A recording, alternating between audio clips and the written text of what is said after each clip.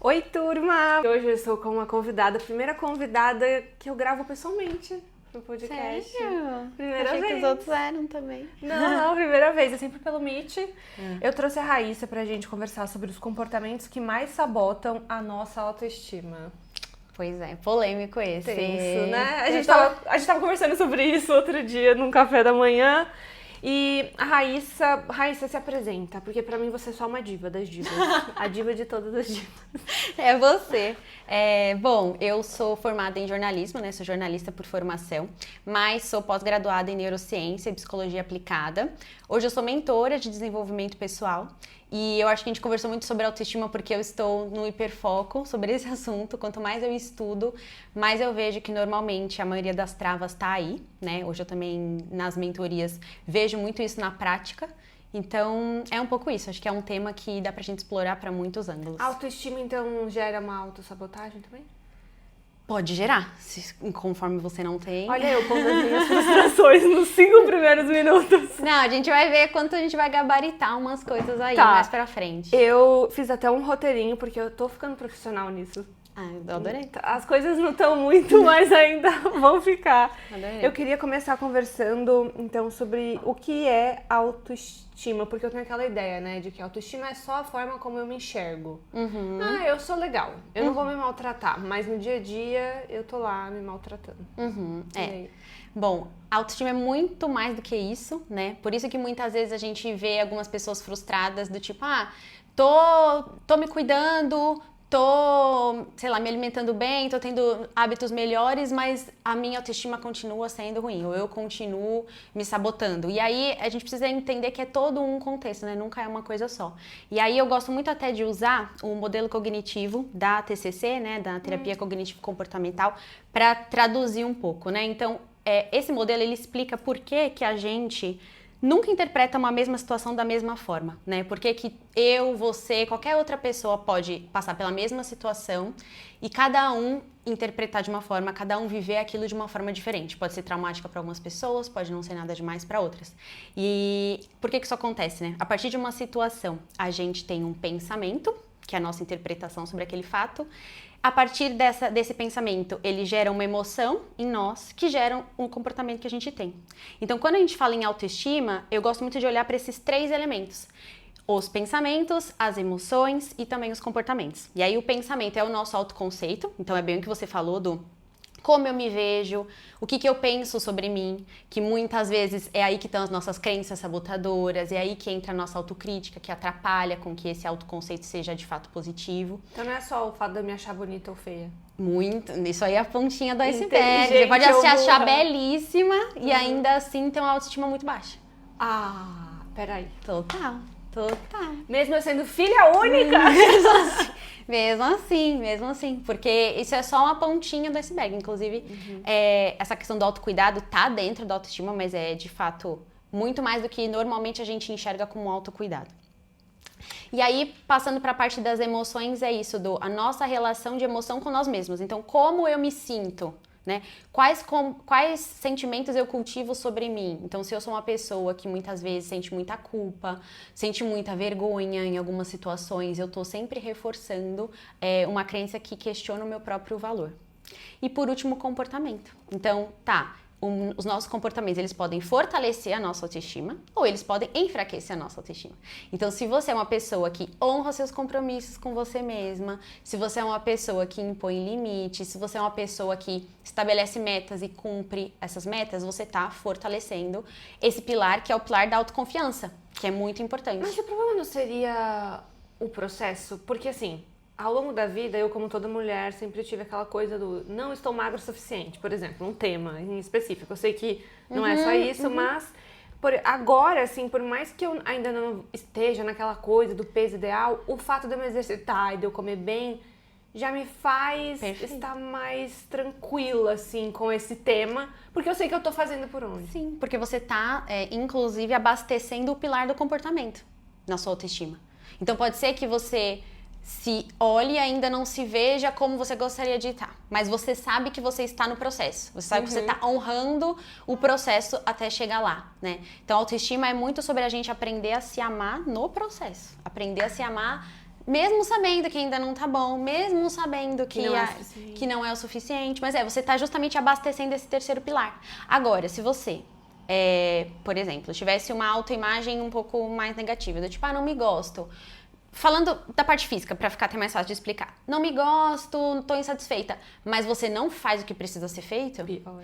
Então, eu não vou pra academia, eu não vou comer bem. O que você faz? Porque o ciclo que eu falei, né, do pensamento, emoção e comportamento, ele continua. Então, seu comportamento também alimenta o seu pensamento, que também alimenta a sua emoção e vira um ciclo.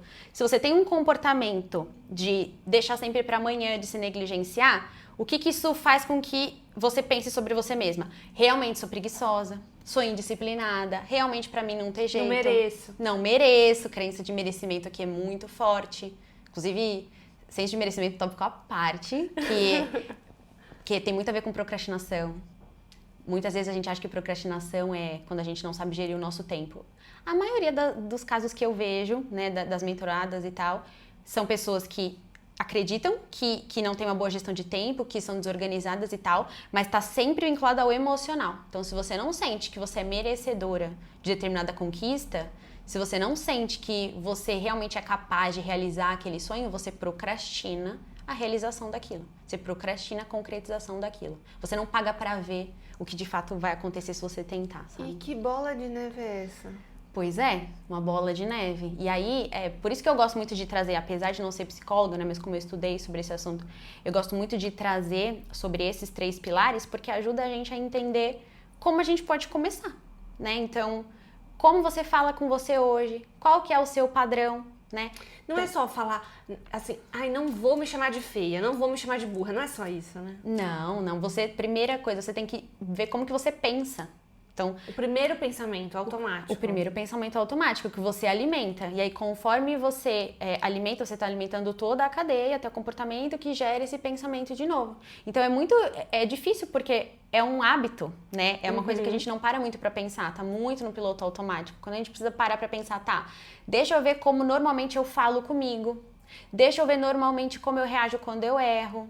Deixa eu ver qual que é a primeira coisa que vem na minha cabeça. Eu falaria desse jeito com a pessoa que eu amo, aí chega naquele clichê que a gente gosta muito de falar, mas é porque normalmente é verdade. Normalmente a gente é muito mais agressiva, muito mais autocrítica, muito mais perfeccionista com nós mesmos do que com qualquer outra pessoa. E como é que você chegou aí nesse tema?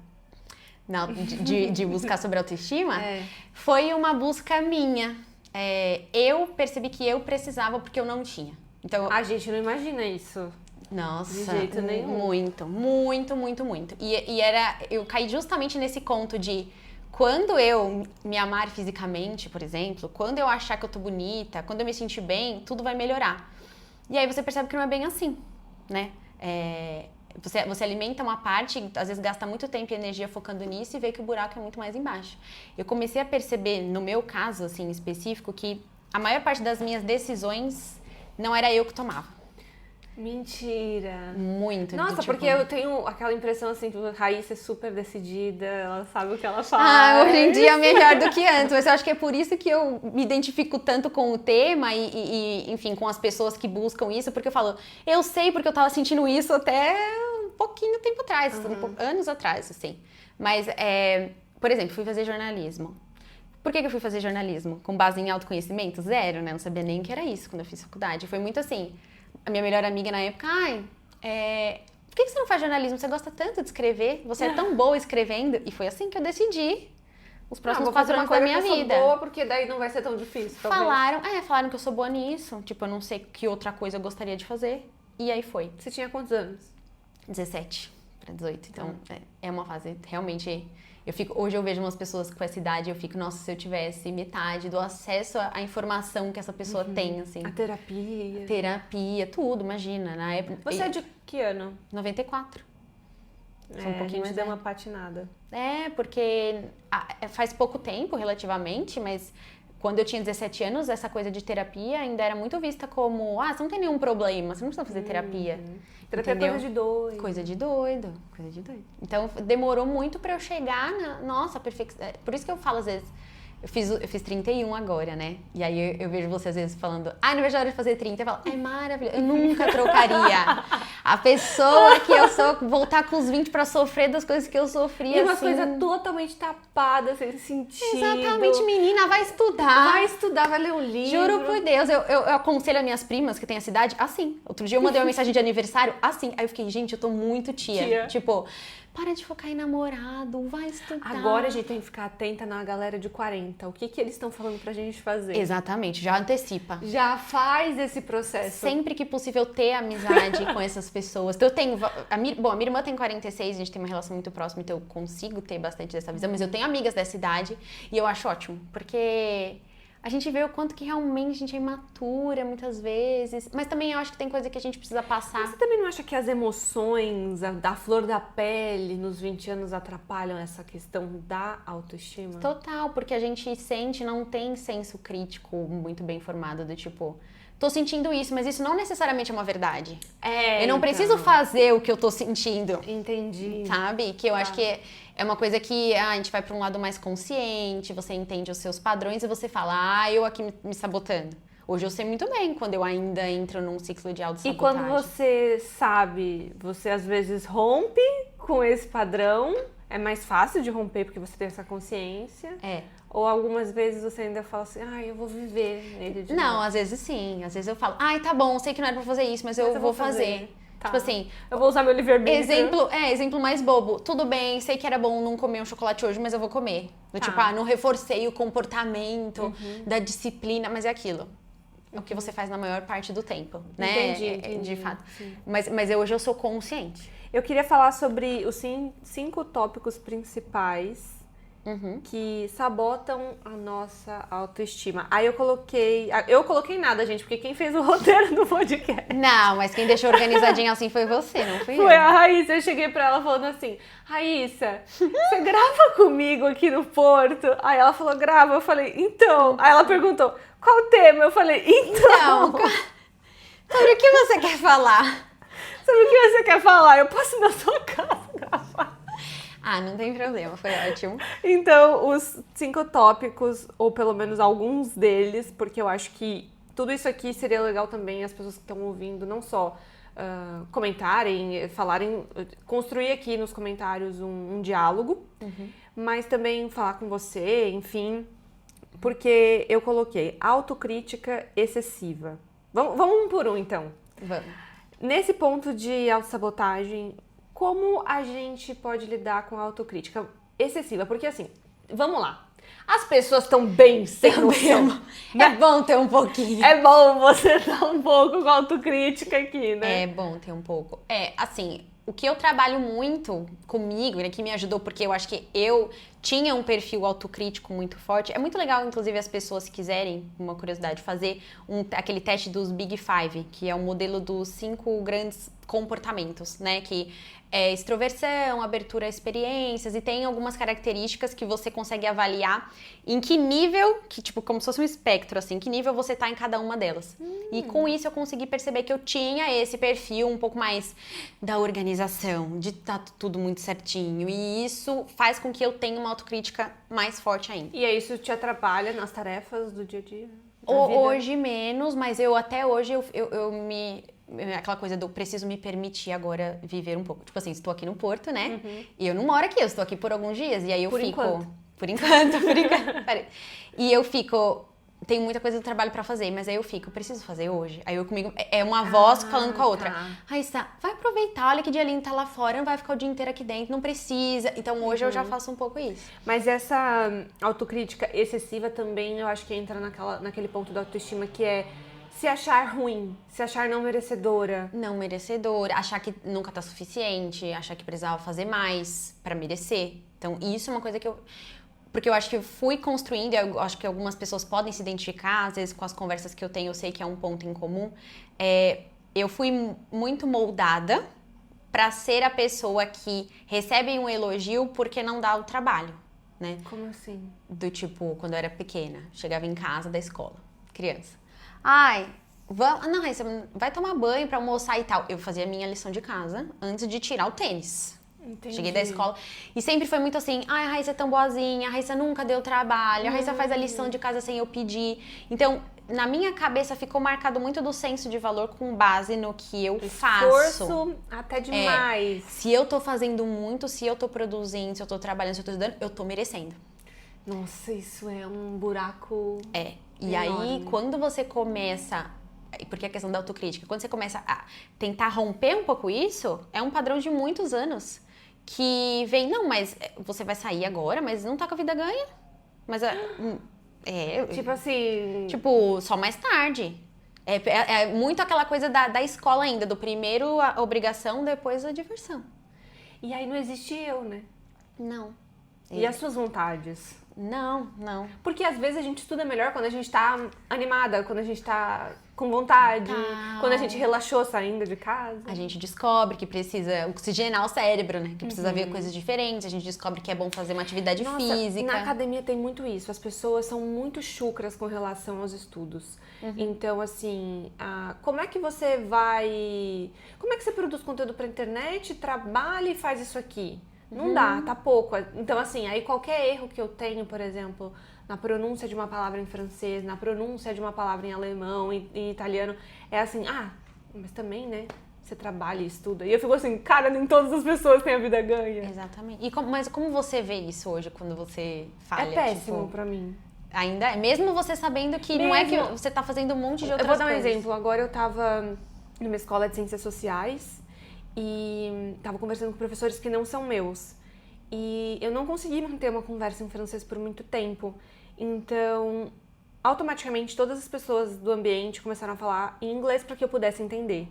E aí eu fiquei assim, tá vendo? Você estuda pouco, você faz pouco. E eu acho até que, assim, as 2 horas que eu passei ali dentro, eu passei mais tempo ruminando isso do que aproveitando. E aí quando eu saí, eu tava caminhando com meu pai na rua, eu falei assim, não é suficiente, eu não sou como elas são muito melhores do que eu. E não sei o que, eu comecei a falar, entrei assim naquele parafuso Rory Gilmore quando ela entra em Harvard e ela fica assim, eu nunca vou ler todos esses Síndrome da livros. impostura total. Aí meu pai pegou e falou assim, mas eles até podem falar francês, inglês, italiano e de literatura e tudo mais, mas eles trabalham com internet? Exato. Eles dão as aulas que você dá? Aí eu falei, não, pai, mas eles são muito melhores. Aí meu pai ficou assim, Bruna, não tem melhor e pior nessa situação. Tá todo mundo fazendo alguma coisa. Sim, são contextos, são modelos de vida diferentes. Por isso que não dá pra gente se comparar com a vida do outro. A gente não sabe o histórico dele, a gente não sabe as oportunidades que ele teve acesso, a gente não sabe as ferramentas que ele teve, a gente não sabe como ele usa o tempo. Primeiramente que eles estão no país deles, né? Eu acho que isso já Primeiramente que tem uma questão também, às vezes, de tempo, de experiência, de idade, Sim, de tudo. Eu acho que o professor mais novo ali tinha 70 anos. E como é que você vai se comparar com ele? Olha quantos anos ele teve pra estar melhor. Se ele não tivesse melhor do que você, alguma coisa tá ia errada, ter. né? Pois é. Mas assim, eu acho que é normal. É aquela coisa do... Muitas vezes a gente acha que não controla o pensamento. A gente tem esse poder, né, de ir monitorando e de ir melhorando. Mas é um ciclo pra você quebrar. Então, ok, você entrar nessa... Entrei no limbo, mas é aquela coisa de se perceber e sair daquilo mas mais que me dá rápido. até falta de ar. Sei, porque eu sinto também. Outro dia aconteceu também uma coisa muito... um sentimento parecido com o que você descreveu. Que eu me preparei todinha pra dar uma aula pra introduzir a minha mentoria em grupo. Uma aula. E assim, aquela coisa de... No final vai ter uma oferta e eu não estava acostumada a fazer isso. Aquela coisa, você quer entregar um conteúdo, você não quer só vender uma coisa. E sem querer, antes de começar, eu fui pular o slide e pulei lá pro final. E aí, aquela coisa, eu acho que foram 2 segundos, mas na minha cabeça foi 1 minuto. E pra você recuperar a animação pra começar a aula... Então, é aquilo, eu fiquei um tempo pensando, daí me dá um estalo do tipo... Raíssa, já foi, você tá ao vivo, você tem que dar essa aula. Tem que parar com isso. Exatamente, então vamos lá. Vamos fazer o melhor que a gente pode com o que a gente tem. Aí no final, quando acabou, primeiro pensamento que vem, poderia não ter feito aquilo. Eu me lembro até de eu li em Comunicação Não Violenta, tem um trecho que ele fala sobre isso, que a gente pode ter acertado 98% alguma coisa, a gente sempre vai dar mais foco, a gente tende a dar mais foco pros 2% que a gente errou. Então eu me lembrei disso na hora. Aí na hora eu fiz assim, foi ótimo, você foi muito bem, você fez uma coisa que você nunca fez antes. Ponto pra você, ponto pra sua autoconfiança, sabe? Ponto pra... E qual que é a diferença entre a autocrítica construtiva, então, e a destrutiva? Qual que é esse caminho, assim, pra eu ter noção no dia a dia? Eu acho que quando você tá falando da construtiva, você tá falando muito disso que aconteceu, do tipo, errei, isso não me define. Eu acho que começa quando a gente olha para as nossas falhas com um sentimento de isso não define o meu valor, eu não sou uma pessoa menor ou pior por causa disso. Eu gosto muito de usar, para até falar de autocrítica construtiva e destrutiva, o exemplo da culpa versus a vergonha. Você sabe qual que é a diferença entre sentir culpa e sentir vergonha? Claro que não. Eu não sou terapeutizada ainda. Porque assim, eu achava que vergonha era um sentimento até meio fofo, do tipo, eu tô com vergonha, não vou fazer tal coisa, sou tímida, meio inofensivo, assim. Tá. Só que quando você começa a estudar sobre isso, você vê que na verdade é muito melhor você sentir culpa, que é uma coisa que a gente também não tem muita ideia, do que sentir vergonha. Porque a culpa é como se fosse autocrítica construtiva. É do tipo, fiz uma coisa errada, falhei, errei, mas isso não me define. Eu tenho a oportunidade de mudar isso, porque eu e aquela coisa não somos uma coisa só. Do tipo, eu e o meu erro não somos uma coisa só.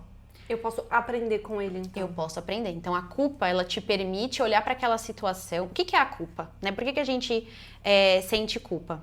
A gente tem que... Aliás, como evitar sentir tanta culpa ou minimizar o sentimento de culpa? Porque a gente fica ruminando isso depois por dias e dias e dias. Dias e dias e dias. Só que aí, aquela coisa do olhar para o que você fez, para o que quer que seja, o erro que você teve, com uma perspectiva mais da autocompaixão e pensar assim, que necessidade eu estava tentando suprir com isso que eu fiz? A gente sempre faz alguma coisa buscando atingir uma necessidade nossa. Aí você me pega genuína, também, né?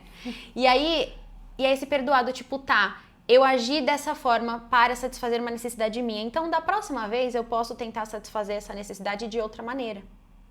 Então, a culpa, ela te dá esse espaço do tipo, eu, me distanciando da minha ação, posso escolher uma outra ação para o mesmo objetivo. Então, dando um exemplo mais básico, assim, mas acho que pode ajudar para ficar mais fácil. Tô num processo de emagrecimento, não quero comer chocolate. Aí você vai lá e come.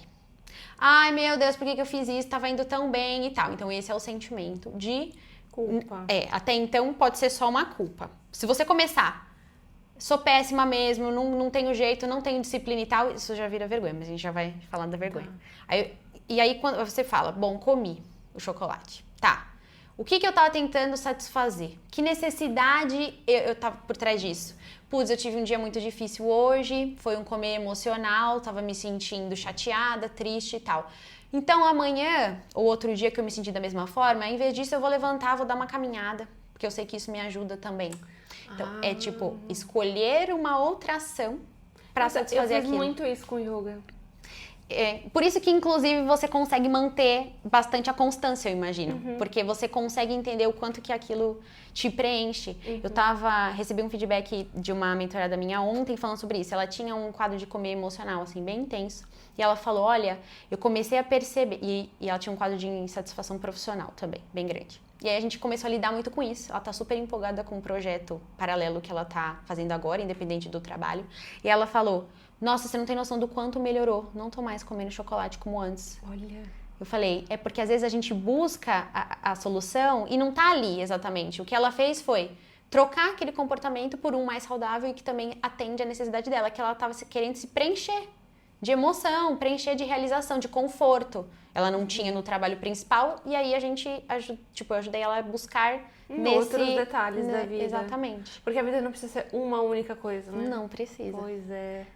E aí, só pra complementar, a vergonha, em vez disso. A vergonha, ela te paralisa, porque ela faz com que você se identifique demais com o seu erro. Então, em vez de você pensar, eu fiz uma coisa errada, a vergonha te coloca num lugar de eu sou errada. Eu sou ruim, eu sou uma pessoa má. Eu não mereço isso. Eu não mereço. E aí, se você tá junto com aquilo, como você vai poder mudar? É como se aquilo fizesse parte da sua identidade. Nossa, é um fragmentado. Exato. Então, quando você começa a conseguir sair desse ciclo, você sai da autocrítica destrutiva, que é essa que te coloca numa posição meio que indefesa, não tenho por onde ir, porque se é uma coisa que é sobre mim, faz parte de quem eu sou, eu não consigo mudar, então te paralisa. E a culpa te leva para isso a autocompaixão. Por que eu fiz? O que eu queria? né? O que eu tava buscando? Então tá, como que eu posso buscar isso de uma outra forma? E também não levar tudo tão pro emocional, né? Às vezes, assim, uma coisa que você vai fazer não vai ter sucesso, não vai dar certo, bola pra frente. Exatamente. A vida precisa, às vezes, dessa coisa do não põe a mão na tomada e ponto final. E não se identificar demais, tipo, não é porque não deu certo que quer dizer que você é uma pessoa ruim, ou você é uma farsa. Não dá ou pra você... ganhar todas, né? Não dá. Imagina também se a gente ganhasse todas. Tem gente que fala dessa coisa dos 30, de ter tudo resolvido, eu fico, imagina ter tudo resolvido, vai fazer o que depois? Exato. Vai viver o que depois? Eu vou viver fazendo o quê? Exatamente. Vou ter que procurar problema. As pessoas precisam de problema. Precisa. Ué, a criatividade, ela só existe porque a gente tá ali resolvendo problemas. Resolvendo coisas. Então não tem como O segundo tópico da sabotagem para autoestima seria a comparação constante. Ainda mais com as redes sociais, mas porém além delas. Porque eu tenho uma opinião polêmica. Fala. Eu não acho que só desinstalar o Instagram vai fazer as pessoas pararem de se comparar. Não acho também, mas porque assim, eu vejo muito isso de, eu me comparo com fulano, eu me comparo com ciclano, eu vou parar de seguir no Instagram, eu vou sair daqui, não sei o quê. Mas eu acho que se tá em você a questão da comparação, quando você sair na rua, você vai dar um jeito de se comparar com alguém. Vai. Na sua família, no seu trabalho, você vai comprar um pão, você vai dar um jeito. Se você busca sempre essa inspiração, entre aspas, no outro, fora... Se você busca essa referência fora, você vai dar um jeito. O que acontece, talvez, é que pode ajudar porque você, no offline, tende a ter acesso a pessoas que têm mais ou menos a mesma realidade que você. Então, eu acho que na rede social isso fica muito discrepante. A ponto da gente querer se comparar com pessoas que têm uma vida e uma realidade totalmente diferente. Eu acho que eu sou muito filha única, reservada, porque eu sigo pessoas mais ou menos que têm, assim, estuda. Eu não sigo fulana que comprou a bolsa de não sei quanto. Então, você tem essa autocrítica, que é uma coisa que eu ia pontuar, do tipo... Se a gente é moldado pelo nosso ambiente, a gente precisa conseguir selecionar esse ambiente. Aí eu também vivo, às vezes, em Nárnia, porque eu realmente me pergunto, genuinamente, mas por que as pessoas seguem fulano? Se fulano não agrega em nada. Eu tenho muito isso, da vida ser uma troca. Sim. Até nas amizades, nos relacionamentos, eu acho que eu preciso ter trocas na vida. Sim, Eu sou muito egoísta. Lógico que não, mas as pessoas, às vezes, não têm essa criticidade, assim, do tipo... Essa pessoa me faz mal, portanto vou parar de seguir. Às vezes o combustível, seja a dopamina de você ver ali a vida do outro e matar sua curiosidade, seja você idealizar uma vida e ficar tão presa nisso que você para de olhar pra sua. Então muitas vezes é uma fuga também. Nossa. Do tipo, eu quero olhar pra vida do outro porque eu não quero me preocupar com a minha própria. Entendeu? Então, são muitas camadas essa questão da rede social. Mas o primeiro passo é esse, do tipo, tentar cercar o seu ambiente para que o online seja mais um reflexo do offline, do tipo, da vida real mesmo. Que assim, eu, enquanto consumidora de redes sociais, eu nem consigo seguir e admirar pessoas, por exemplo, que não têm...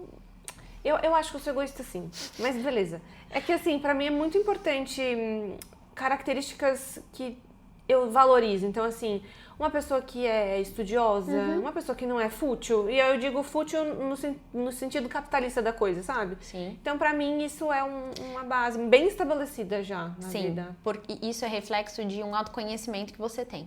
Então, quando a gente trabalha autoconhecimento, uma das primeiras coisas que a gente trabalha é essa questão dos valores. É bem isso que você falou. O que você valoriza para a sua vida? E aí, valores é no sentido mais amplo, assim, da palavra. Não é uma meta específica que você tenha, mas é do tipo, no seu caso, por exemplo, você valoriza muito essa questão do estudo, essa questão da dedicação, do lado intelectual e tal.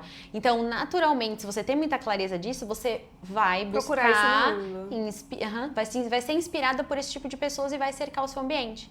Agora, quando a gente é exposta, às vezes, a muita informação de fora, sem ter esse conhecimento, esse respaldo sobre a gente se confunde. Do tipo, tô seguindo, mas nem sei porquê. Não... É esse piloto automático, que é o terceiro ponto aqui da autossabotagem. Piloto automático. E aí? viver no piloto automático? Com certeza é uma das coisas que mais sabota a autoestima. Primeiro porque a gente não consegue ter consciência daquilo que eu comentei no começo, né? A gente não olha, a gente não presta atenção no que a gente tá pensando pra analisar o que a gente sente, pra conseguir analisar o nosso comportamento e de fato atuar nisso. E eu acho que alimenta também a base da comparação, porque no piloto automático você não critica muito quem você segue, você não critica muito o que você vai, como é que você vai usar as horas do seu dia, como é que você vai administrar o seu tempo, você só vai vivendo seguindo a manada. Então, pra mim, eu acho que o piloto automático é um grande sabotador aí, porque ele dificulta muito o nosso autoconhecimento. Eu até coloquei aqui rotinas vazias, mas também o oposto, ou aquelas que massacram a gente. Isso também é viver no piloto automático, mesmo que você esteja fazendo algo que você goste. Total, porque você não tem tempo pra refletir se aquilo faz sentido pra você ou não. Ainda, né? Porque às vezes a gente entra em coisas que fazem sentido. Aí depois a gente fica lá trabalhando. Aí a gente para um belo dia e fala, isso faz sentido ainda? Sim. E como se permitir ter essa pausa, né?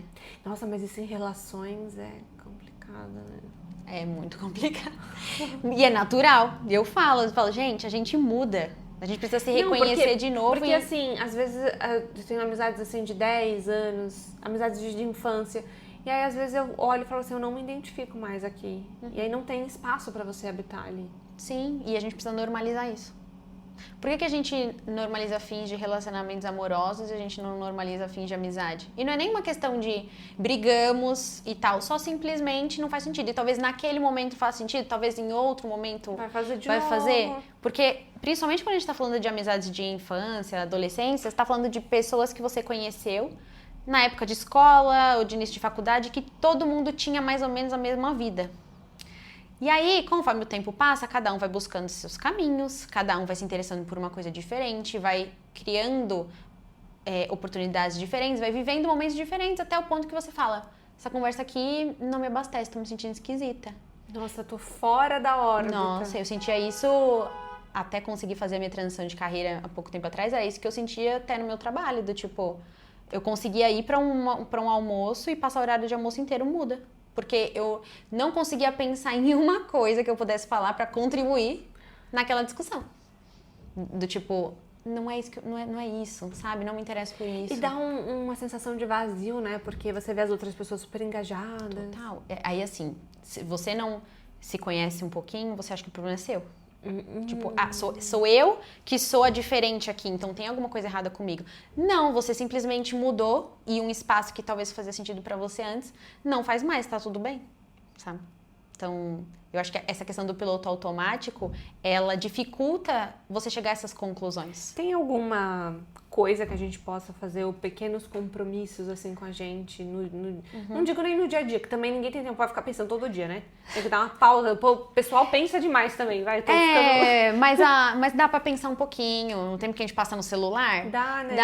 Dá. Tem gente que tá levando o celular pro banho, então essa coisa de não ter espaço nenhum pro tédio dificulta muito, né? Então, esses momentos... O brasileiro chega a passar 9 horas por dia na frente de uma tela. E quanto mais tempo você passa, mais vai ser difícil cortar. E eu acho que a gente tá vivendo uma era de excessos, né? Então, excesso de informação, excesso de tem que, excesso de oportunidades que a gente não sabe quais agarrar. E aí, se você não sabe quem você é, porque você não tirou tempo pra descobrir, você quer fazer tudo, de tudo. Nossa. E aí, então assim... Pausa. E aquele FOMO também, né? FOMO. Tá todo mundo fazendo. Aí você vai fazer uma coisa que você nem quer. Mas você sente, porque a gente tem uma necessidade muito grande de pertencer. Então, se você tá ali num lugar, mesmo que você não se identifique mais, se tá todo mundo fazendo tal coisa, você também quer fazer. Você também quer ir. Nossa, eu sempre tive uma vida meio alienada do mundo em que eu vivia. Por exemplo, na escola. Era meio zoado eu levar o livrinho e ficar lendo no intervalo. Sim. Mas eu queria que todo mundo fosse para melda, eu não tava nem aí. Mas assim, com uma certeza muito grande. E aí eu acho que até, dependendo de algumas faixas etárias da minha vida, eu comecei também a fazer de birra. Tipo assim, é zoado, então agora eu vou fazer. Entendeu? Sim. Essa parte da birra não precisava tanto, mas eu acho que você já tinha uma maturidade. denota uma maturidade. Porque nessa época é a época que mais tá tudo confuso, que a gente mais quer pertencer, que a gente mais quer se encaixar. Nossa, não, eu fazia questão de não não se parecer encaixar. com aquela galera. Sim. Olha, hoje em dia eu também não tenho mais nenhum problema sobre isso, mas até pouco tempo atrás eu tinha. Do tipo, eu falo pros meus amigos, né? Vamos normalizar que eu sou a amiga que não vai. Tipo, vamos normalizar. E aí eu tentei começar a lidar com isso de uma outra forma, porque começou isso, do tipo, eu percebi que eu comecei a mudar até hábitos. Então, um ponto que eu ia falar também sobre essa questão. Hábitos saudáveis na vida. Então, minimamente você se preocupar com as suas horas de sono. A gente precisa disso Comer para comer uma proteína, tomar uma água, Tomar né? água, Que eu, muito inclusive, andei pecando um tempo atrás. Mas se alimentar bem. E aí, quando você começa a ver o quanto de benefício isso traz pra você, pra sua performance em todas as áreas da vida, eu nem gosto muito dessa palavra, mas acho que aqui ela cabe do tipo... Pra você se sentir bem com você, se sentir leve, se sentir disposta, se sentir criativa, tudo isso, você começa a não querer abrir mão disso. E aí eu comecei a entrar numa mudança de vida muito grande, de começar a dormir muito mais cedo do que antes, querer manter isso nos fins de semana, e comecei a não querer ir em algumas coisas, em alguns lugares, em alguns compromissos que começam 10 da noite, Nossa, que é a hora que meus a vida amigos de São saem. Paulo é assim, né? Exatamente, a vida de São Paulo é assim. E aí, só que eu comecei a lidar com isso numa boa, porque antes eu me sentia culpada, mas se eu não colocava esse limite, eu me sentia ressentida comigo mesma. Ah, isso é ruim, É né? horrível. Volta tudo sempre naquela coisa do não honrava o comportamento pra manter a minha autoconfiança. Eu, em São Paulo, também tinha uns amigos que saíam muito. E às vezes, tudo bem você sair. Mas era uma coisa meio que todo final de semana isso atrapalhava o meu yoga. Atrapalhava os meus treinos e a minha vida, que eu gosto. Que eu aprendi a gostar. Porque eu não gostava, mas eu aprendi a gostar. Porque eu me sinto mais criativa, eu me sinto mais conectada comigo mesma. Eu consigo ler melhor, enfim, hábitos saudáveis mudam o nosso cérebro, isso, ciência, né? Ninguém aqui é terraplanista, eu espero. Então, eu comecei a fazer essas negociações, assim, eu posso ir, mas não precisa ser sempre. Exatamente, porque senão você começa a se sentir uma farsa com você mesma. E isso não tá na lista, mas porque existem muitos, mas é um dos comportamentos que mais sabota a nossa autoestima. Colocar a necessidade do outro na frente da sua. Então, essa coisa de nunca se priorizar. Então, uma coisa é, hoje eu vou, porque é um dia especial, então vai ser uma exceção, vou dormir mais tarde. Ok, agora se a sua exceção vira a sua regra, você não tá honrando com você mesma. E eu acho que você fica num limbo. Você vai afundando. É porque você não reforça a sua identidade. Você tá ali só vivendo conforme tá todo mundo vivendo. Eu recebi muitos comentários, não comentários na internet, comentários ao vivo mesmo, assim. Ah, você mudou muito, você só quer as coisas do seu jeito. Né? É difícil você ter essa consciência da autossabotagem, porque as pessoas também à sua volta ficam falando que você tá num caminho que não é legal. E quando você só tá se respeitando. O limite entre o respeito. Só reclama dos seus limites quem se beneficiava quando você não tinha. Tipo, E é muito verdade isso. Eu também Eu também escuto muito, assim, do tipo, ai, mas nossa, nunca pode, nunca tá. E aí hoje eu faço assim. É isso mesmo, gente, sou muito especial, exclusiva. Me aproveitem hoje, porque eu não sei quando eu venho de novo.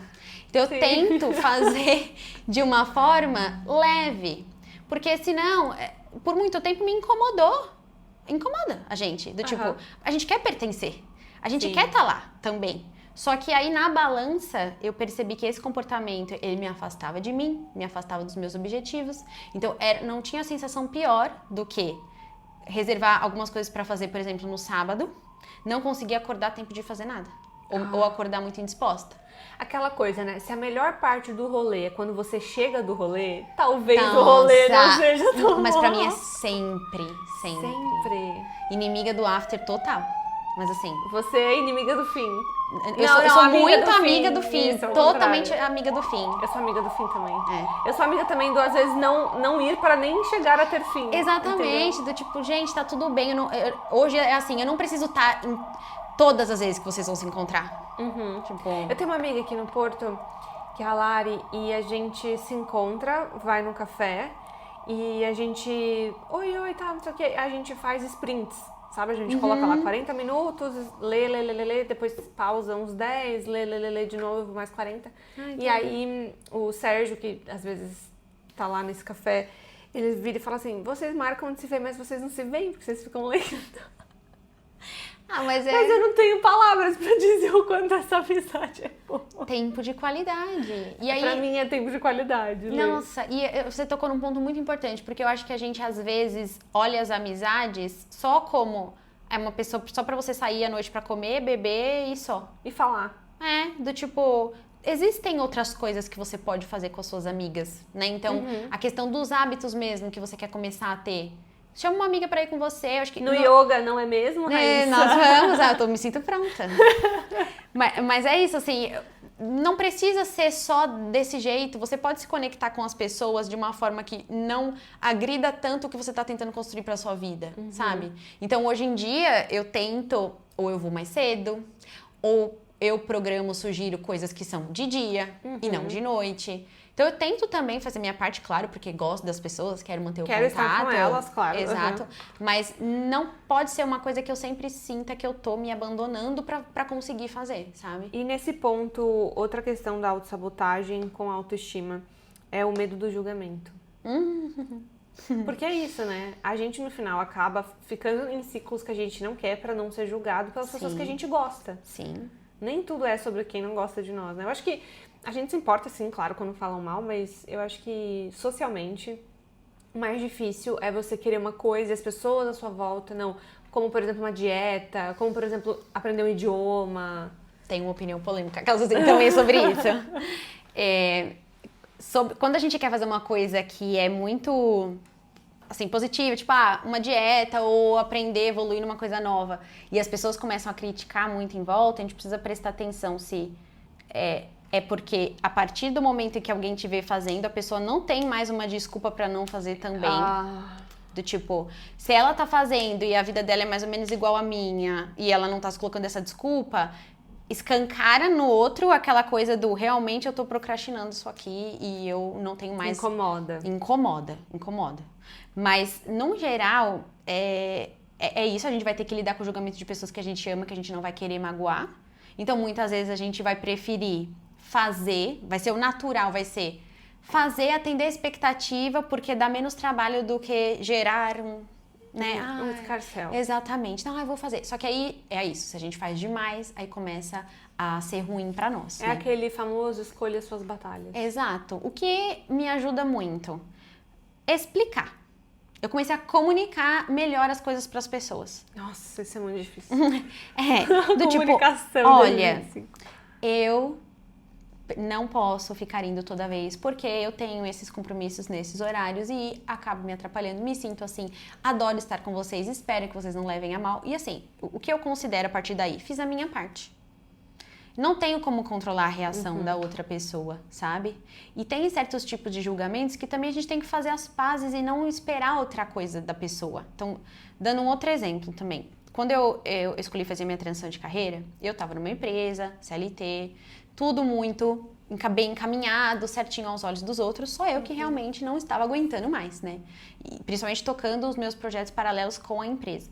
Quando eu saí de lá, primeiras reações foi tipo, legal, vai focar no seu projeto, mas e o plano B? Já começou a procurar outra empresa para você trabalhar e tudo? Do tipo... É porque tem que trabalhar...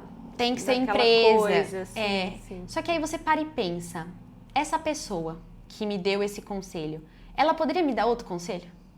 Se ela mesma teve sucesso trabalhando numa empresa e se a jornada dela foi assim, ela quer o meu bem, só que como pra ela funcionou assim... É o repertório de mundo da pessoa. Exatamente. Né? Então, eu acho que às vezes a gente pede umas opiniões que deveriam ser previsíveis. Exato. Do tipo, pra que você vai perguntar pra essa pessoa que a vida inteira trabalhou no mundo corporativo o que ela acha de você largar tudo pra empreender? Agora você tocou num ponto, sabe por quê? Porque assim, vira e mexe me perguntam, quando que você vai dar aula? E eu fico assim, oi, tudo eu acabei de passar 6 horas dando aula, mas é porque não é numa escola, não é pra criança. Então, quando que você vai dar aula? E eu entendo porque, assim, na minha profissão o que eu faço é muito novo. A minha profissão é milenar, ela é muito antiga. Sim. Vem lá da polis dos gregos. Mas o que eu faço, realmente nem eu sei direito explicar. Você adaptou o formato, Eu adaptei né? um formato de uma coisa que, aliás, foi pela modernidade, porque, assim, eu não fui pioneira nem nada do tipo, porque todo mundo está fazendo isso, basicamente, dentro de todas as profissões. Sim. Então não é nada novo. Mas, ao mesmo tempo, uma parte de mim fica assim, é verdade, quando que eu vou voltar pra sala de aula? Sempre tem aquela coisa... Porque você cresceu dentro disso. Então, E também... eu gosto, não é uma coisa que eu não gosto. Sim. Não é um trabalho que você me vê triste, pelo contrário, Sim. entendeu? Então também faz parte do seu repertório, também faria sentido pra você, Sim. né? E aí tem uma identificação. E quando a gente tem o medo do julgamento do outro com relação a ver a nossa vida? Então, assim, eu vejo muito isso agora. Eu não produzo conteúdo porque eu tenho vergonha. Ou, eu não vou trocar de empresa porque vão falar muito. Eu não vou... Eu recebo essa mensagem todo dia. Eu quero muito fazer letras, mas eu tenho vergonha, essa é a palavra. Eu tenho vergonha de como a minha família vai receber essa notícia. Ou a minha família não me apoia nessa notícia. São muitos lados do julgamento. Eu acho que a gente sempre tem que ouvir a nossa família, Sim, porque são as pessoas que mais amam a gente. sim. Mas eu ainda acho que existe uma linha muito tênue entre isso, ouvir a nossa família, e se preocupar demais com o exterior. Sim. Eu acho que você pode ouvir a sua família, validar, entender a opinião deles e ainda assim não fazer. Isso não quer dizer que você não tá honrando a sua família, que você tá traindo a sua família. Tem 2 pontos, né? 2 situações. Tem a situação em que a gente acha que não vão nos apoiar, porque a gente nunca de fato expôs a nossa vontade, ou a gente nunca comunicou de uma forma um pouco mais assertiva. E tem a hora que realmente você comunicou e não é validado. E aí eu fico pensando, né? Nossos pais, por exemplo, eles já viveram, né? Tipo, tá na nossa hora de viver também. Então, é aquela coisa do... depois vão falar, se não der certo vão falar que não deu certo. Eu avisei. Fala, gente, que coisa tão pequena ficar pensando se vão falar, eu avisei. E se falarem, você vai falar, nossa, mas eu fiz o que eu queria fazer. E se alguém falar também... eu vi você fazendo tal coisa, que ridículo. O que muda? Nada, não muda nada. Porque aquilo, no fim do dia, você vai viver preocupada com o que as outras pessoas vão falar e sempre mas frustrando. eu já vivei muito assim. Eu já vivi muito assim. Eu também, muito. Até hoje, se eu não me policio, porque é isso. Tem a necessidade de agradar, tem a necessidade de atender expectativas dos outros. Então, é muito difícil você... O que eu tento fazer, né? De novo, tento comunicar. Quando aconteceu a minha transição, eu cheguei para meus pais, falei, gente, o que eu faço na internet é isso, isso, isso. Tentei deixar um pouco mais palpável. Porque eu entendo que às vezes não seja uma coisa muito fácil de... E a pessoa fica preocupada genuinamente com você. E aí, a partir desse dia que eu expliquei, nunca mais eles questionaram nada. Inclusive, no dia que eu passei por um layoff, né? Nem foi uma demissão. E eu liguei pra minha mãe pra contar ela, que bom, filha! Tipo assim, parabéns, você queria tanto. Então, claro, é ótimo que agora eu entendo que eles me reforçaram, porque eles apoiam e tal. Mas já tiveram outras situações da minha vida que eles não me apoiaram. E que eu precisei bancar a minha escolha. Então, acho que faz muito parte também de ser um adulto e pagar o preço das escolhas. Se não der certo, as pessoas podem falar, eu avisei, mas você vai saber que você honrou com o que você queria fazer. E também tem uma outra frase que me libertou, foi pensar que a melhor escolha é sempre a que você toma naquele momento. Ninguém em sã consciência toma uma decisão sabendo que vai ser ruim pra você. Não. Na balança, você escolhe fazer aquilo por um determinado motivo. Fazia sentido naquele momento. E aí, tudo bem, não deu certo. Legal, entendi que esse caminho não é pra mim. Vou agora tentar outra, então.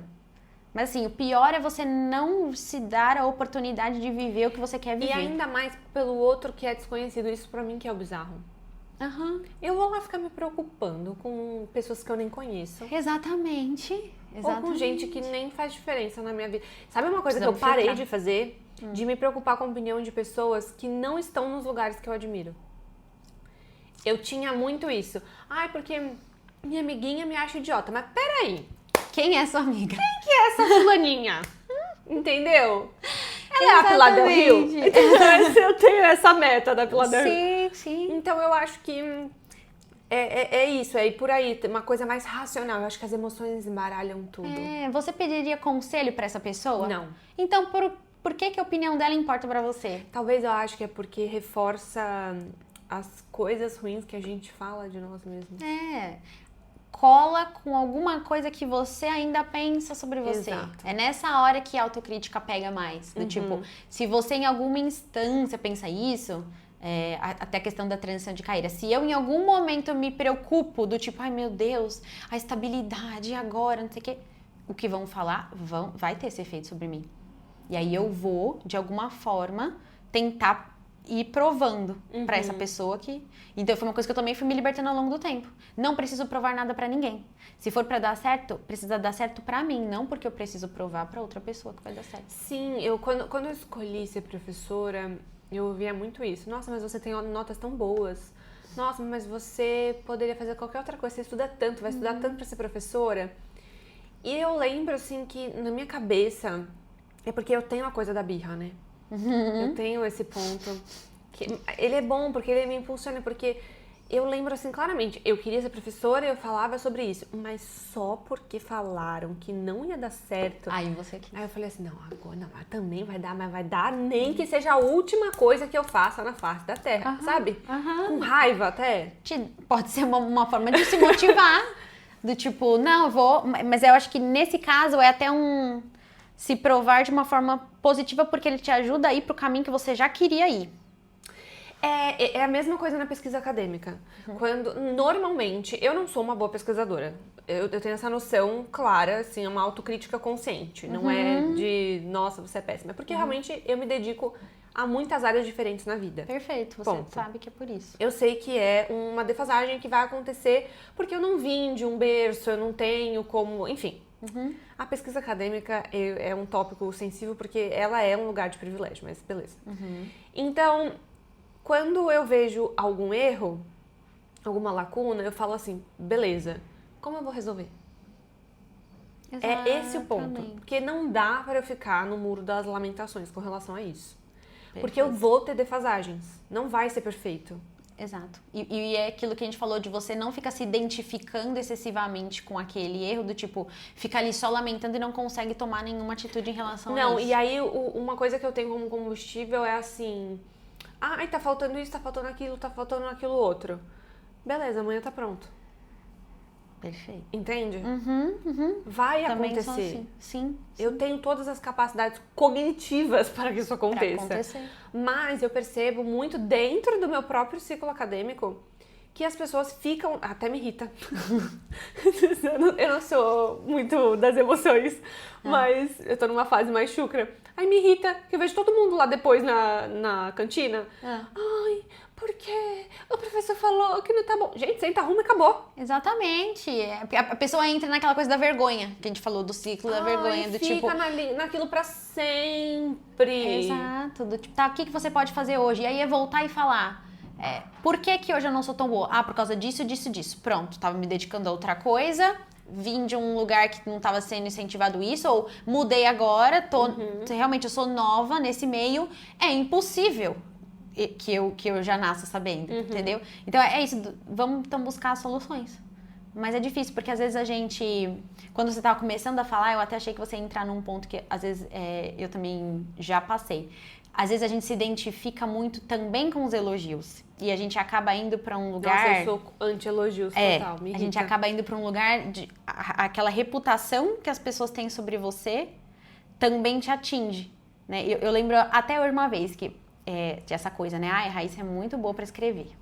Aí na redação eu sempre ia muito bem. Na matéria redação na escola. Então, e aí assim, aquela coisa do nossa, tira 10, nananã, tira 9. E teve uma vez que eu fui plena, né? Tipo, bater no cabelo, buscar a minha nota. E eu tirei, tipo, 4 na redação. E na hora, eu senti muito essa coisa do... Se você se identifica demais, o golpe é maior também. Tipo, pronto, então eu sou péssima. Eu achava que eu era ótima, então eu sou péssima. Não, é sentar e falar, o que eu entendi errado? Hoje em dia eu faria isso. Na época, com a autonomia que eu tinha, a inteligência emocional que eu tinha, não deu. Mas, tá, o que foi de fato que eu errei? Então vamos melhorar e fazer de novo. E pronto. Tem coisas que vão se resolver assim, não é? Exatamente. Mas eu acho que quando a gente tá num ciclo de emoções muito forte, a gente não consegue ver isso. Eu passei muito por isso no meu processo de imigração, assim, no primeiro ano. Foi mais difícil porque eu não conseguia enxergar que eu tinha que arcar com as decisões que eu tinha tomado. A gente quer sempre só o lado bom da coisa. Não vai acontecer. Não vai. Seja adulta, Exato. sabe? Você vai ter que passar pelo difícil. Por exemplo, com essa questão de idioma, eu tenho que ler em vários idiomas. E um deles é o francês. E aí esses dias me perguntaram nos stories. Viram eu lendo um livro e tava em francês e me perguntaram, mas você fala francês? Eu falei, não. Eu entendo o básico do básico, porque também não é uma língua que nem o russo, que é outro alfabeto. Então eu consigo ter ali, até porque eu não tive muito contato, então você vai melhorando. E aí eu tô lendo e eu respondi, gente, eu não leio em francês, mas o que eu faço não entendo, paro e pesquiso. Ai, mas aí demora muito. Sim, é o preço que eu estou pagando por ter negligenciado esta porcaria. Exatamente. E se você simplesmente tem uma visão um pouco mais objetiva, sofre menos e demora menos. Você passa mais fácil pelo processo. Eu simplesmente aceitei que eu vou ter que... um livro que eu demoraria um dia pra ler, eu vou demorar 10. Porque eu não falo o idioma. E não tem problema. Não tem. É aceitar que tá tudo bem. Agora, foi o meu repertório ali. Sim, e você tá se expondo a um desconforto relativamente calculado. Aí eu comecei a receber comentários assim, mas aí também pagar de intelectual na internet. E não sei o que, gente, eu não tava nem falando do livro. Pra começo de conversa, vocês que viram. Não, e outra coisa, todo o resto que você faz e que você compartilha, você genuinamente faz. Você não vai compartilhar e ensinar e gravar um vídeo de um assunto que você não sabe. Como que eu tô num ao vivo... Exatamente. Falando ininterruptamente de um assunto que eu não sei. Sim. Eu acho que pra quem tem uma exposição assim, mais pública, né, tenha acesso a opiniões de muitas pessoas, assim, é ainda mais difícil lidar com essa questão do julgamento. Não, mas porque vem de todo eu lugar, realmente né? aprendi, assim, ultimamente, que eu não tenho que lidar. Não. Isso é um rolê dos outros. Se você tá aí na sua casa incomodado com o meu francês, é um problema completamente seu. É uma pessoa que provavelmente precisa trabalhar a própria autoestima. E sair do celular. Né? Pra lidar com a própria vida. Porque o que parece? A pessoa também faz uma construção sua, né? Do tipo, como a pessoa acha que você deveria ser. E a gente faz isso com todo mundo, não só com quem a gente acompanha na internet. E aí, qualquer coisa que fere uma expectativa, a gente sente no direito de reclamar como se aquela pessoa devesse satisfação. Isso é muito doido. E a gente faz isso na vida, normal. Tipo, com qualquer pessoa. Por isso que, às vezes, a pessoa frustra suas expectativas. Seja um relacionamento amoroso, uma amizade e tal. Mas quem que colocou essa expectativa na outra pessoa? Não, mas isso aí é bizarro. Eu tenho tópicos sensíveis. O episódio tá enorme. Por quê? É porque um vai levando pro outro. Porque assim, essa coisa da autoestima e da autossabotagem, elas respingam muito pra mim nas amizades. Porque eu não sou amiga baixa manutenção, não acredito nisso. Não acredito nisso. Se você não fala comigo, então a gente não é amiga, Então não te conheço. Mas se você passar um ano sem falar comigo, amiga, não te conheço. Mas eu não acho que é obrigação das pessoas falar comigo também. Agora, tem coisas que eu acho muito tóxicas e que pra mim batem na autoestima das pessoas, que aí eu tento também resolver na minha vida. Que é aquela coisa da expectativa. Sim. Então, por exemplo, eu moro numa cidade relativamente turística, certo? Mas eu não acho que todas as minhas amigas que vêm aqui, olha, tópico sensível. Todas as minhas amigas que vêm aqui do Brasil têm que retirar uma tarde pra me encontrar. Eu acho perfeitamente normal que você seja muito minha amiga e que em um certo momento você venha pra cá, sei lá, com seu namorado, com não sei quem, e você fala, ai, não deu pra te ver dessa vez. Mas veja só, eu também não acho que essa pessoa é minha melhor amiga. Porque eu tenho a noção dessa coisa dos pilares da amizade. Tipo, é minha colega. Prateleira da amizade, né? A prateleira da amizade, eu acho. Sim, assim, não é uma coisa que me fere, enquanto eu vejo de outras amigas minhas que isso é um problema. Sim. Muito sério. De fato. E aí eu falo, gente, vocês estão na fila da vida há quantas horas esperando os outros? Vai fazer o teu, não dá pra ficar esperando os outros. Mas como você falou mesmo, a falha, entre aspas, de autoestima, porque é isso, você deposita no outro uma expectativa de satisfazer uma necessidade que você tem que se dar. É uma coisa que você tem que fazer por você. Ah, tipo, a pessoa vai vir aqui, então ela tem que passar o tempo dela aqui comigo. Eu acho isso bizarro. Eu sou uma amiga, talvez, de média manutenção, vamos dizer assim. Porque eu ando acho que eu até comentei com você esses dias, né? Que eu ando numa fase que... Não sei se é porque eu tô mentalmente muito envolvida em muita coisa e tal, que... Tipo assim, se você me mandou um áudio, vai demorar um pouquinho mais. Porque aquela coisa da carga mesmo e tal. E às vezes eu preciso realmente parar. Não consigo ouvir um áudio enquanto eu faço outra coisa e já ir respondendo e tal. Eu preciso parar pra ouvir a pessoa com calma e responder com calma. Às vezes até acontece de eu falar, amiga... Tipo, passou uns dias, não respondi o áudio. Amiga, amo você. Não esqueci que você existe. Te amo e tal, mas ainda não consegui parar pra te responder com calma. Porque às vezes eu sim me sinto sobrecarregada mentalmente disso. E eu acho que é uma crise, meio que a nossa geração vive isso. É uma crise de muitos pensamentos, é um mundo muito globalizado. É muita demanda. Exatamente. Tudo é uma demanda. Até a amizade é uma demanda. Se você não consegue lidar de uma forma mais leve, vira uma demanda. Eu tipo, preciso responder fulana, ciclana, e Beltrano não responde ainda. Vão pensar o que de mim? Que eu sou uma péssima amiga. Nossa, então eu tô falhando. Eu tô falhando muito. Não, mas aí, se a gente coloca isso, aí é isso. A gente vai falhar em muitos pilares, né? Então eu acho que eu consegui construir, pelo menos com as minhas melhores amigas hoje, uma relação de tipo... Elas sabem se eu demoro um pouco mais. E tanto que uma delas é minha melhor amiga da vida. E tá tudo bem. Assim, ela não deixa de ser menos minha amiga, porque às vezes a gente passa alguns dias sem se falar. Porque depois eu vou querer sentar com calma. Isso não existe pra mim. Exatamente. Isso não existe no meu mundo, no meu planeta Terra, onde eu trabalho, eu estudo, eu faço tanta coisa. Isso não existe pra mim. Não dá. E é a mesma coisa... Você não acha que vem de um problema de autoestima? Da validação do outro? Vem total. De estar sempre com a presença do outro, Vem, tipo, tudo tem que compartilhar com o outro. Então, tipo, eu não posso viver uma coisa sozinha. Exato. Você trocou de celular, não me avisou. Tipo, amiga, eu nem me avisei que eu troquei de celular, você não tá entendendo. Foi uma necessidade, um negócio, sabe? Sim, exato. Não é um evento. Mas é porque eu acho que às vezes a gente acostuma nos moldes e a vida vai acontecendo e tem coisa que você não vai conseguir manter. E hoje eu tenho amigas, muito amigas, assim, que realmente nutram um sentimento. E às vezes eu fico um ano sem ver. Teve uma amiga que ela nasceu o filhinho dela, eu conheci ele no aniversário dele de 1 ano. Cheguei... Nossa, mas aí também é outro mundo, né? Comecei a entrar em outro mundo, outras demandas. Cheguei, olhei pra criança e comecei a chorar de tanta emoção, assim, tipo... E aí você fala, realmente é minha amiga, tá mantida a amizade. Sim, entende? Sim, mas o sentimento... Ele, pra mim, pelo menos, não é uma coisa de presença, de tempo. Ele transcende o espaço, ele transcende... Tanto que às vezes eu falo com mais frequência com outras pessoas que não são tão minhas amigas quanto as minhas amigas, que às vezes eu não consigo falar. E é normal, às vezes é questão de momento de vida, questão de momento que você tá vivendo, que às vezes é incompatível com o momento da outra pessoa. Sim. Então, por exemplo, você, no momento que você tá, talvez naturalmente você vá no seu dia a dia falar com mais pessoas do seu doutorado, mais pessoas que estão ali vivendo a mesma coisa que você, do que com uma amiga que tá em outra fase. Sim, e quando acabar o doutorado, provavelmente não vou mais manter esse nível de proximidade. E é normal, são os ciclos da vida. Exato. A gente entrou num loop de autoestima com amizade, amei. Por último aqui, eu queria fechar e amarrar com uma coisa que você também faz no Instagram, que é falar sobre existir o caminho certo. Sobre as pressões sociais para as mulheres dos 30 anos, da autoestima também ligada à autorresponsabilidade. Então, assim... Eu acho que a gente cria expectativas na carreira, nas relações.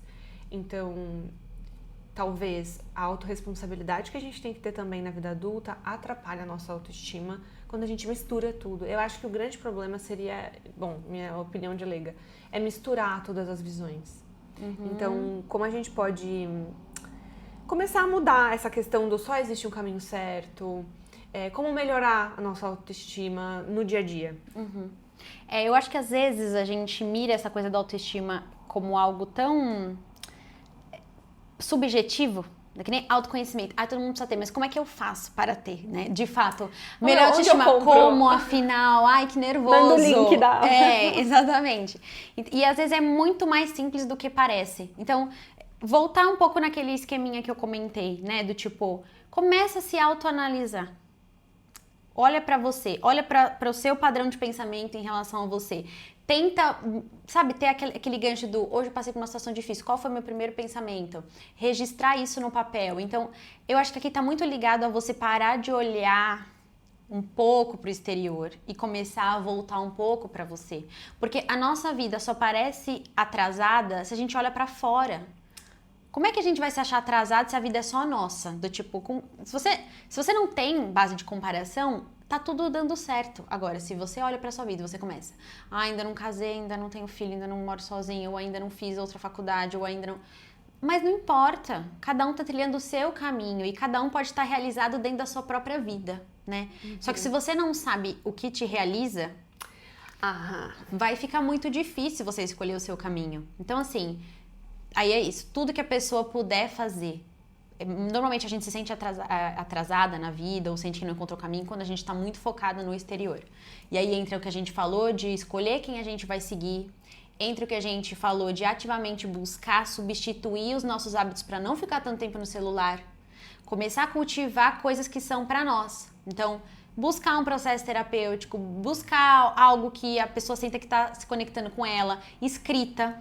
Desde quando eu comecei a escrever, escrita matinal, que às vezes eu faço à noite, porque é o horário que dá, acho que o importante é fazer, mas tipo, não tem uma pauta, é simplesmente você começar a escrever no caderno. E eu percebia que enquanto eu tava escrevendo, primeiro que você tem que ficar 100% presente ali, e ninguém consegue escrever rápido demais, é diferente, então a sua mente tem que estar sintonizada, você começa a conseguir resolver vários conflitos que estão ali dentro de você, que muitas vezes a gente não se dá tempo e oportunidade de resolver sozinha, né? E nisso a gente se conhece muito, e aí a gente entende quais são os nossos valores, aquilo que a gente estava falando um pouco, qual que é o nosso potencial, como a gente pode aproveitar esse potencial, seja no nosso trabalho, seja no nosso hobby, seja em alguma coisa que a gente faça pelo nosso próprio prazer, que é uma coisa que a gente, né, romper isso de que tudo que a gente faz precisa ser pro nosso currículo e começar a nutrir realmente isso do o que naturalmente você é boa fazendo, quais são os seus interesses mais genuínos, como você pode se aproveitar mais disso no dia a dia. Porque quando você começa a se preocupar mais com isso, naturalmente você não tem tanto tempo para olhar para fora. E você... A pessoa envolvida com a própria vida é perigosa, né? Exatamente, não dá tempo de ficar tão... Ou você até olha e você até pode achar legal, mas você fala, esse é o caminho da pessoa, não é o meu. Isso é muito raro. Fiz 31. E eu me encontro numa fase que se eu for olhar pro externo, pras pessoas ao meu redor, pro meu ciclo de amizades, eu vou falar, ferrou. Ferrou. Eu até fiz um post falando, eu fiz 30 anos e não conquistei nada. Porque você olha muito pra isso. Eu não conquistei a casa própria, não conquistei ainda, sabe, independência financeira, que todo mundo agora tá milionário antes dos 25 anos, né? Enfim, tá criando também uma nova... Mas aí eu te pergunto, quantos livros essa pessoa leu? Exato. Então, assim, se você... Eu me vi nisso, do tipo, ainda bem que hoje eu consigo olhar e falar... Olha as coisas que eu estou fazendo. Então, olha o fato de eu estar aqui, de eu estar me proporcionando essa experiência de estar num lugar diferente, sozinha, vivendo o que eu preciso viver, mergulhando em mim, né? Enfim, todas as... Eu que aguente, né? Tudo que a gente acaba descobrindo sobre a gente. Então, e aí eu penso, pra mim isso é o sucesso. Então, se você não sabe qual que é a sua definição de sucesso e de realização, fica muito difícil. Então, voltando para a pergunta, eu aconselharia muito a pessoa a tentar voltar para si, nessas pequenas coisas, na conexão com ela mesma.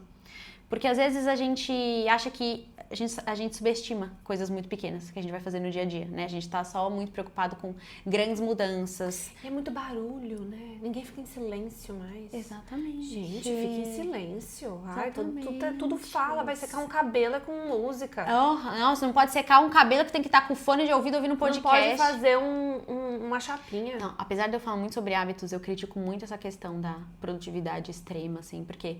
É isso, às vezes a pessoa, ela não tem a menor noção de quem ela é porque ela não se dá tempo pra ouvir o próprio pensamento.